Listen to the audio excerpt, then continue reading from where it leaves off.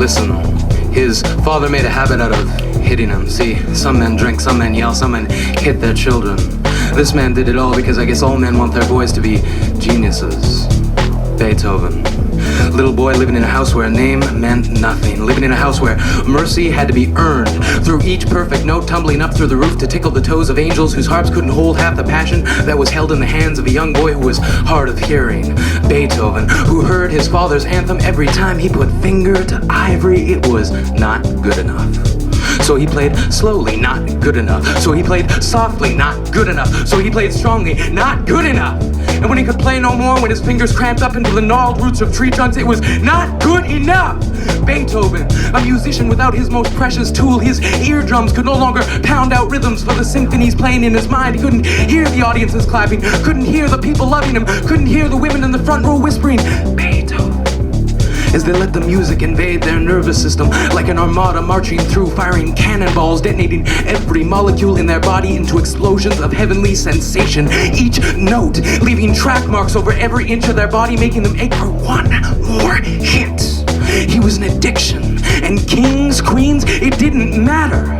The man got down on his knees for no one, but amputated the legs of his piano so he could feel the vibrations through the floor. The man got down on his knees for music. And when the orchestra played his symphonies, it was the echoes of his father's anthem repeating itself like a book and record.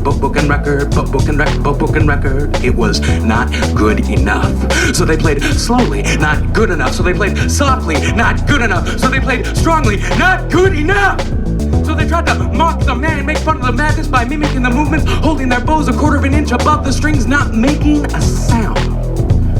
It was perfect.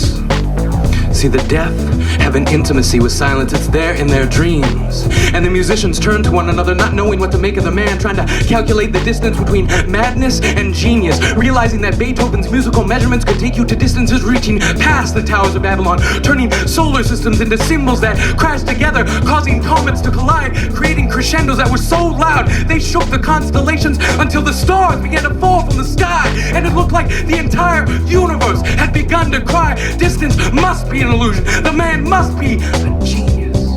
Beethoven, his thoughts moving at the speed of sound, transforming emotion into music.